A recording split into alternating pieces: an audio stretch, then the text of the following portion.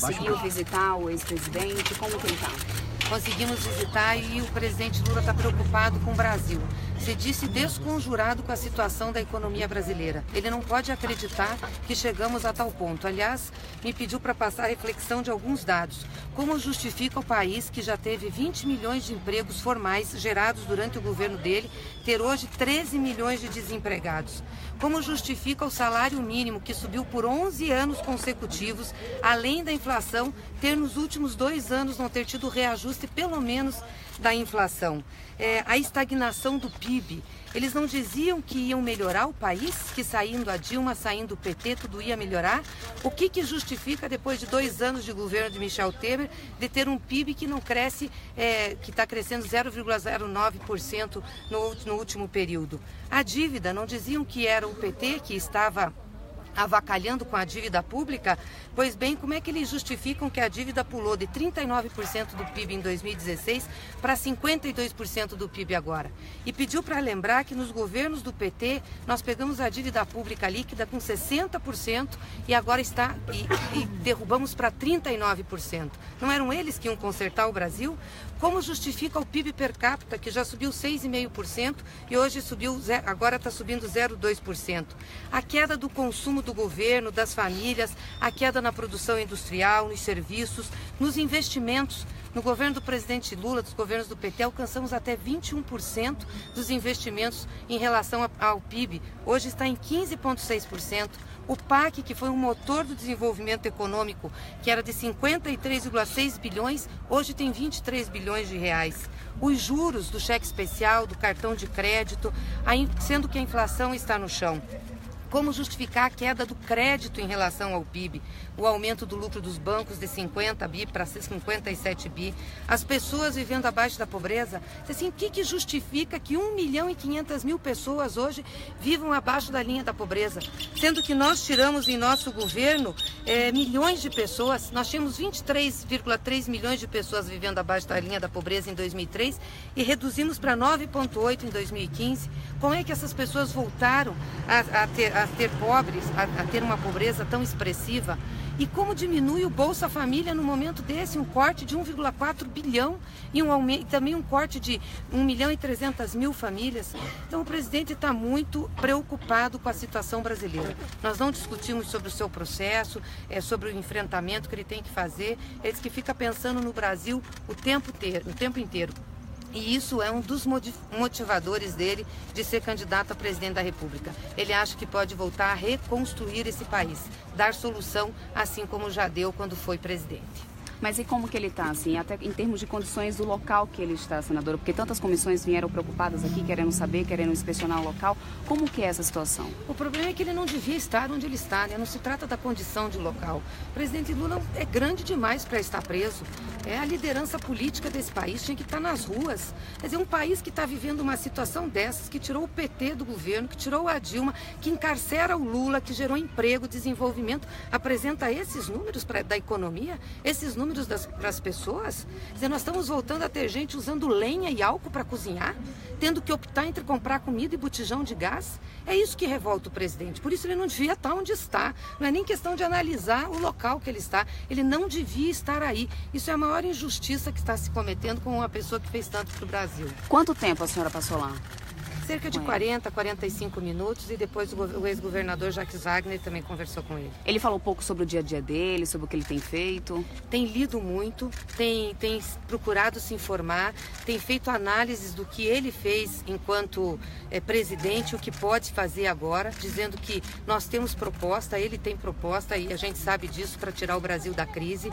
Pediu para manifestar solidariedade também às famílias do edifício que desabou em São Paulo. Ele ficou muito preocupado com isso, pediu para que a gente fizesse uma avaliação das nossas políticas habitacionais. Ele disse assim, o PT sempre teve políticas habitacionais, nos nossos governos implementamos, pediu para a gente reunir um grupo, até mencionou o Jorge Hereda, Raquel Ronick, a Emília Maricato, a Miriam Belchior, disse assim, olha, reúna esse pessoal, vamos discutir o que está acontecendo na habitação brasileira, por que a gente está tendo retrocessos e esses problemas, vamos fazer a proposta para o nosso plano de governo. Ele está muito antenado com o que está acontecendo no Brasil e muito preocupado.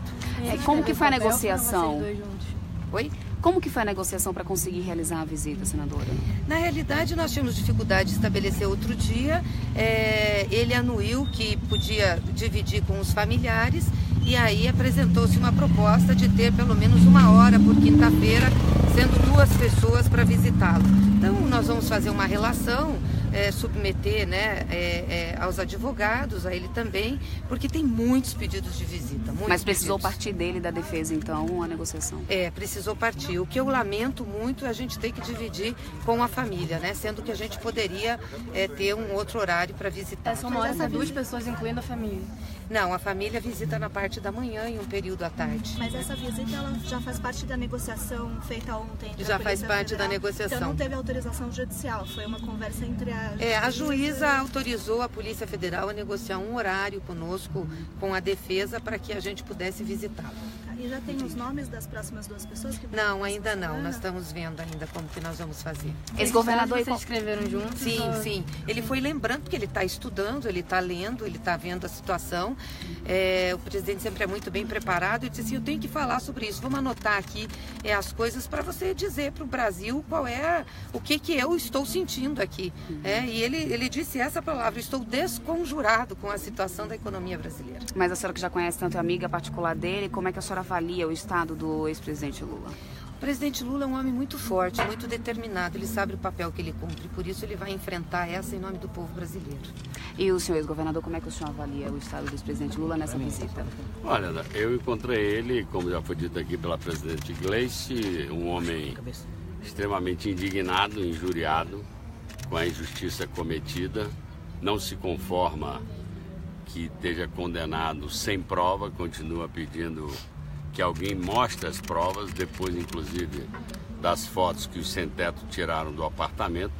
Eu creio que a tese ficou mais desmontada ainda, não tem elevador, não tem imóvel de luxo, não tem nada, tem algumas notas fiscais que eu não vou levantar lebre sobre elas, mas que não indicam aquilo que a acusação tem insistido, talvez por isso tenha sido negada a vistoria do apartamento por tantas vezes. Então ele é basicamente um homem indignado com a injustiça, porque o senso de justiça dele é uma questão que ele carrega a vida inteira, inspirado muito na figura da mãe dele, Dona Lindu, que é a questão da justiça e do respeito ao próximo, e ao mesmo tempo extremamente preocupado, como a Gleice falou, em relação à situação brasileira. Quer dizer, ele é um apaixonado por gente. O Lula não é um homem apaixonado por patrimônio.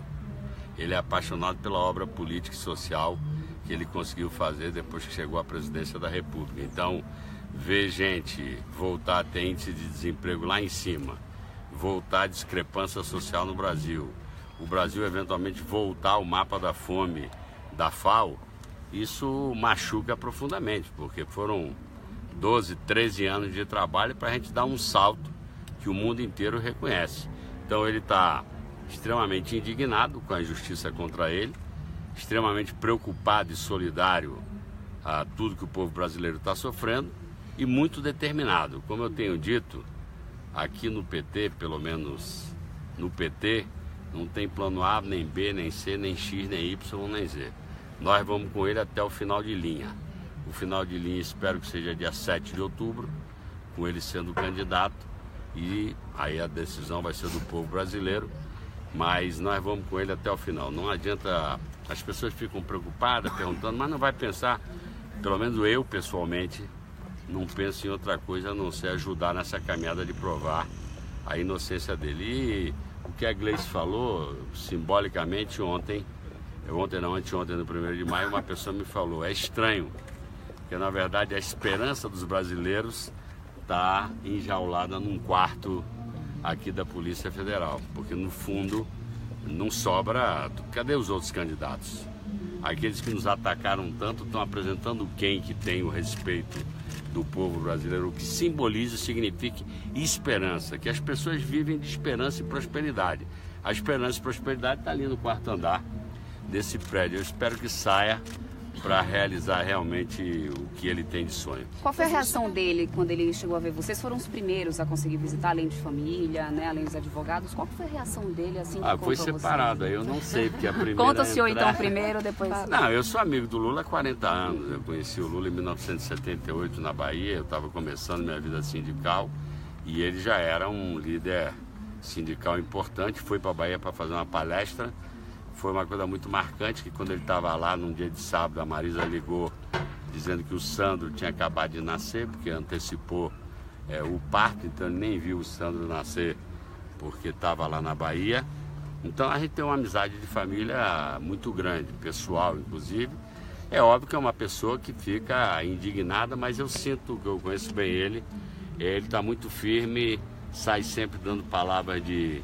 Em vez da gente confortar, ele que fica querendo confortar, e o que ele quer é que se respeite o patrimônio dele, o patrimônio político que ele construiu, que se respeite a inocência dele, porque óbvio que ele está condenado, por isso está aí.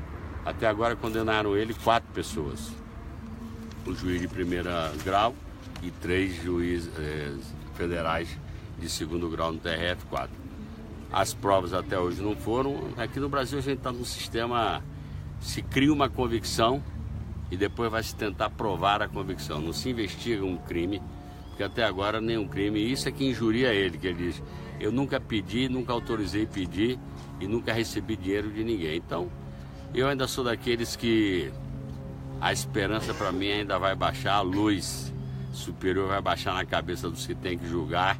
E eu espero vir aqui recebê-lo do lado de fora, ou, se ele for para outro lugar, recebê-lo nas ruas, porque ele tem uma missão muito grande para cumprir em defesa do Brasil. Vocês Senadora, quando ele encontrou sobre a questão do Ciro Gomes e a sua fala em relação do Ciro e a sua fala em relação a isso? Ele me conhece muito, ele sabe que desde a primeira hora eu já disse que eu vou com ele até o final de linha.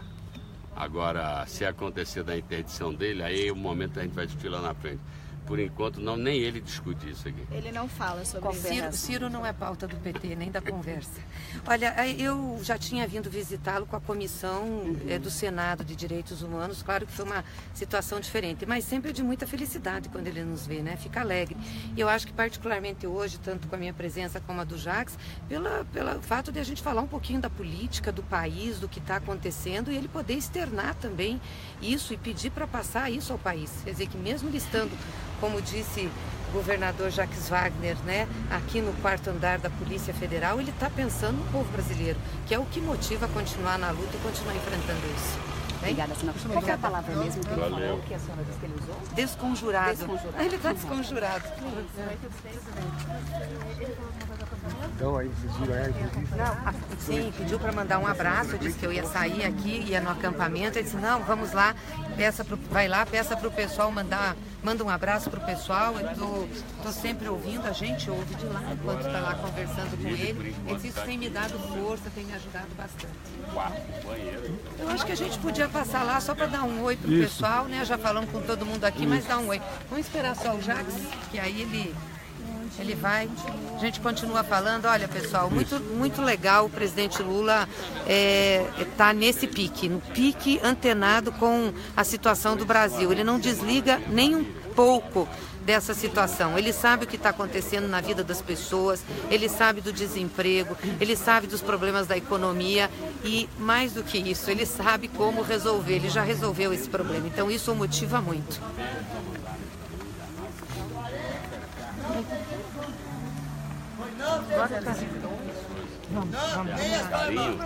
São importantes, as cartas emotivas, mas ele quer, evidentemente, cartas políticas, vamos dizer assim, de análise de conjuntura e de avaliação da situação. Quem tem mandado cartas? Eu não sei. Não chegou a falar nada? Ele assiste os jornais para saber o que aconteceu? Creio que sim, não cheguei a perguntar a ele, mas creio que sim. Tem uma TV? Tem uma TV, mas só pega o canal que tem.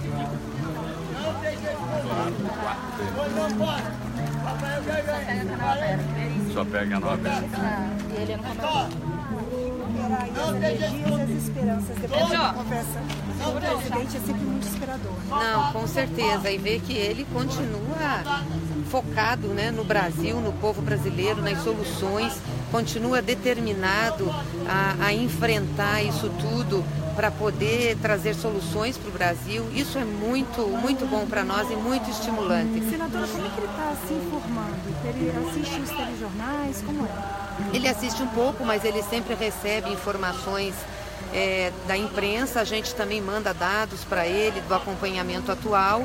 Ele tem todos os dados do governo dele na cabeça, é impressionante, né? Tem essa documentação, está acompanhando assim com muito cuidado todas as informações que constituem aí base para o plano de governo, quer saber como está. Ficou muito feliz de que a primeira pauta aqui em Curitiba sobre o plano fosse a questão de distribuição de renda e geração de emprego e pediu para que a gente olhasse essa questão da habitação. Maravilha, obrigada.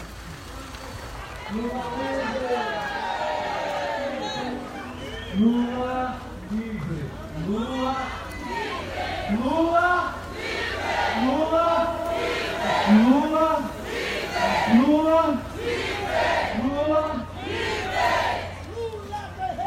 do povo brasileiro! Lula guerreiro do povo brasileiro! Lula guerreiro do povo brasileiro! Bom? Lula guerreiro do povo brasileiro! Você. Pois é, né? Vou tocar uma música que se chama Gilda. Quem é que é de Curitiba aqui, capital? Levanta a mão, grita, sei lá, pra eu saber. É engraçado, né? Na época que o presidente Lula falou de República de Curitiba, teve um vereador imbecil aqui da cidade que quis transformar o nome do tradicional bairro de Santa Cândida em República. Eu acho que esse bairro vai ser conhecido à luz da história como Resistência, não como República.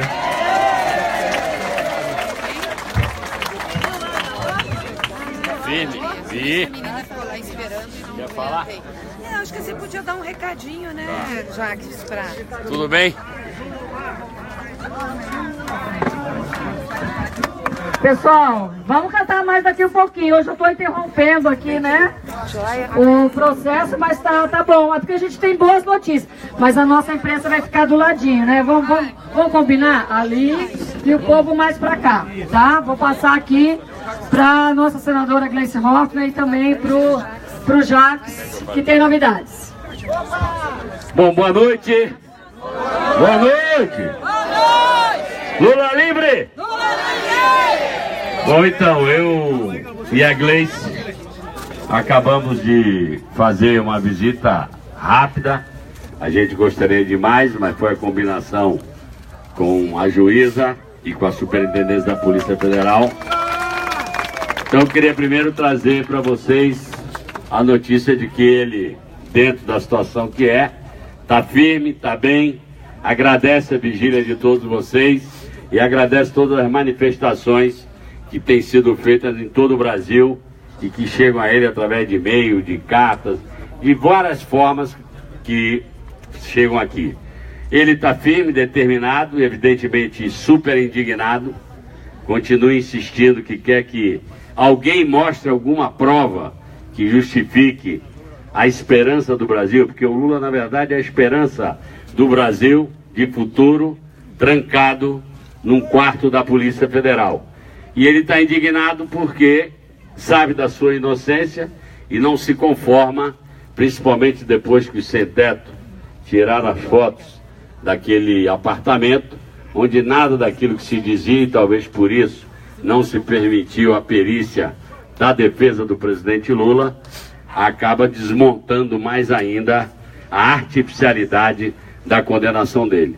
Mas o que eu acho incrível, e a Gleice pode também falar disso, é que ele, dentro da indignação, evidentemente preocupado com a família dele, com os filhos, que graças a Deus também tiveram com ele hoje o dia inteiro, ele está preocupado e solidário ao povo brasileiro, pelos milhões de desempregados a mais que estão no Brasil depois do golpe, do baixo crescimento, de todas essas mazelas, do corte do Bolsa Família, do Minha Casa Minha Vida.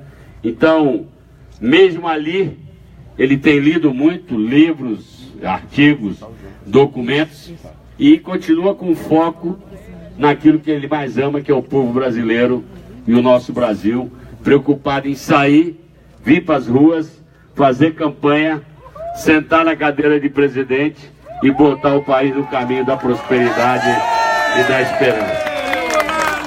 É uma coisa meio absurda, porque é o que eu acabei de dizer, nós estamos vivendo um momento duríssimo no Brasil, na economia, nas instituições, e a esperança do Brasil, em vez de estar aqui na rua discutindo soluções para o país, está tancado num quarto da Polícia Federal. Mas eu sou um homem de fé e acredito que a luz vai ter que baixar em alguma hora, em alguma instância do judiciário brasileiro, para que o Lula possa vir para a rua e abraçar tantos milhões que querem abraçá-lo e voltar a devolver a esperança ao povo brasileiro. E eu quero só reafirmar aqui, para que não haja intriga, que conversando com ele a gente sai de lá de novo dizendo: nós do PT não temos plano nem A, nem B, nem C, nem X, nem Y, nem Z.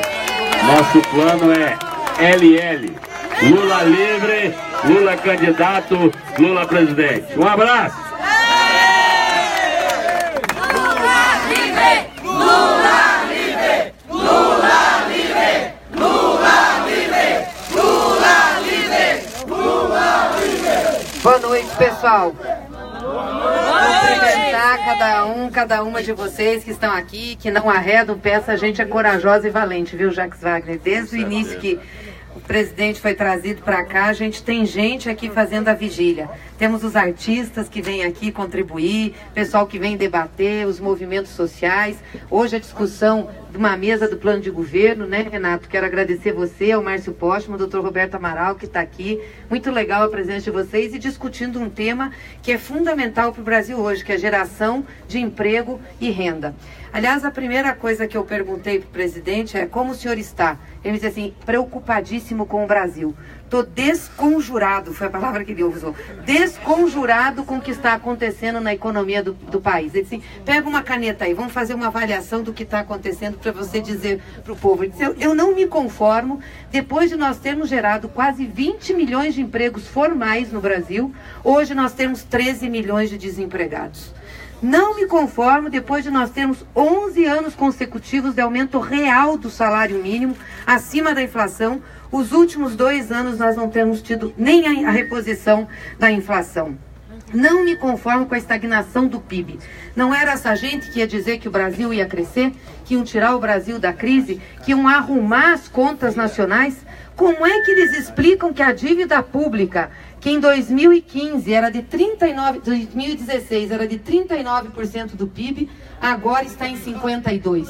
E eles dizem que nós é que fomos perdulários, nós é que fomos irresponsáveis fiscalmente. Lembre a eles que quando nós pegamos esse país, a dívida era de 60% do PIB e nós entregamos em 39%. Eu não me conformo do PIB per capita do Brasil, que cresceu em nossos governos até 6,5% do PIB, agora não chegue a 0,2%. Não me conformo com a queda do consumo das famílias, do governo, com a queda da produção industrial, com a queda dos serviços, com a queda dos investimentos. Não tem como recuperar esse país com uma taxa de investimento de 15,6% do PIB. E nós levamos essa taxa de investimento para 21%. E o PAC, que foi o motor do desenvolvimento econômico do Brasil, que estava em 53,6 bilhões no último ano do nosso governo, agora está em 22,9 bilhões. Como é que essa gente pensa que pode recuperar a economia? Não vai recuperar a economia nunca. Os juros do cartão de crédito, do cheque especial, sendo que a inflação está no chão, como é que eles justificam essa taxa de juro? O crédito, não tem crédito no país, as pessoas não têm condições de pegar empréstimos para fazer consumo, mas o lucro dos bancos está bem, sobe de 50 bilhões para 57 em um ano. Não me conformo de ter pessoas vivendo abaixo da linha de pobreza, que aumentou esse número, aumentou em 1,5 milhão de pessoas vivendo abaixo da linha de pobreza. Aí ele lembrou e disse assim: lembra quando nós pegamos o governo? Eram 23.300.000 pessoas que viviam embaixo da linha de pobreza. No último ano do nosso governo, isso caiu para 9,8. Agora está em 13 milhões de novo. O que essa gente fez em 2 anos no país? Desestruturaram, destruíram. É essa gente que tomou o governo, que tirou a Dilma, que me prendeu? Estão dando o que para o povo brasileiro? E ainda cortam do Bolsa Família 1 bilhão e 400 milhões.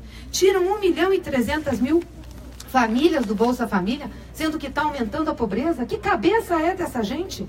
Pensam em quê? E é essa gente que está aí e que diz que ia melhorar o Brasil e só está piorando. Aí ele diz assim, o que me motiva a ser candidato a presidente da República é uma única razão: reverter a situação de destruição do Brasil. E nós sabemos fazer isso porque nós já fizemos. Então, gente, eu acho que essa mensagem do Lula diz tudo sobre quem ele é, como ele pensa, como ele vive e por que ele resolveu enfrentar isso. Nunca é demais lembrar que o Lula tinha oportunidade, inclusive, Jacques, de não estar aí. Ele recebeu proposta de se exilar em várias embaixadas. Teve lá na última caravana do Sul, na divisa do Brasil com o Uruguai. Pepe Mujica disse, passe para cá, tomar um mate. Podia ter ficado no Uruguai, né? Não, ele disse assim, eu não vou ficar, jamais vou ficar longe do povo, estão destruindo o nosso país. O que vão pensar de mim? Eu sou o que sou pelo povo brasileiro. Eu vou enfrentar isso e vou mostrar a injustiça que eles estão fazendo. Que é uma injustiça comigo, mas a maior injustiça é com o povo, com o trabalhador brasileiro. De fazer isso, de destruir o que nós construímos. Aí ele pediu também para mandar solidariedade para as famílias do prédio que caiu em São Paulo e disse, olha, vocês têm que se reunir e fazer uma avaliação dos programas de habitação do PT. O PT teve nos municípios, nos governos e no governo federal programas importantes de habitação que deram respostas a muitos dos problemas que a gente tem. Faça uma avaliação.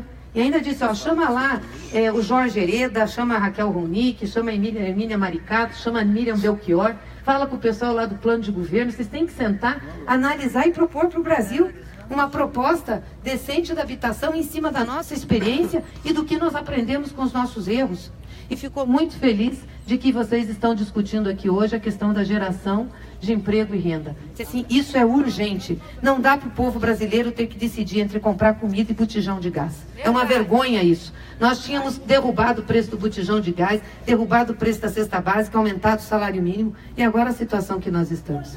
Então, esse é o Lula. Por isso que o Lula é o nosso candidato a presidente. Por isso que ele vai ser novamente presidente, gente. Não tenham dúvidas disso. Ele será presidente. E de novo, quero reafirmar aqui para vocês, como o Jacques reafirmou. Dia 15 de agosto, nós estamos registrando o presidente Lula como candidato a presidente do Brasil. O Lula não está com seus direitos políticos suspensos, é importante dizer. Ele está constitucionalmente com seus direitos políticos no pleno gozo. Ele pode ser inscrito. E aí depois nós vamos discutir essa tal de ficha limpa, porque o Lula é ficha limpa, não é ficha suja não, o Lula é inocente e está injustamente nessa cadeia, nessa prisão, e nós temos como discutir isso, sabe por quê? Porque a lei do ficha limpa, no seu artigo 26C, diz que enquanto tivermos recursos, enquanto a pessoa tiver recurso com plausibilidade de ser julgado em favor dela, pode continuar candidato. E foram centenas de prefeitos aqui no Brasil que conseguiram isso. Eles não têm como fazer o diferente com o presidente Lula. Até porque depois desses últimos acontecimentos, como disse aqui o Jacques Wagner, que mostrou o interior do apartamento, a decisão do Supremo que retirou parte dos processos de Curitiba para outro fórum, porque esse aqui não é competente. A falta de direito de defesa do presidente, a prisão ilegal, eu tenho certeza que isso tudo vai ser revertido e anulado. Então, gente, vamos caminhar firme, de cabeça erguida e forte, porque nós temos um compromisso e um dever para com o povo brasileiro. Fazer do Lula o candidato a presidente e depois o presidente do Brasil. Viva Lula! Lula livre! Lula livre! Lula livre! Lula livre! Lula livre!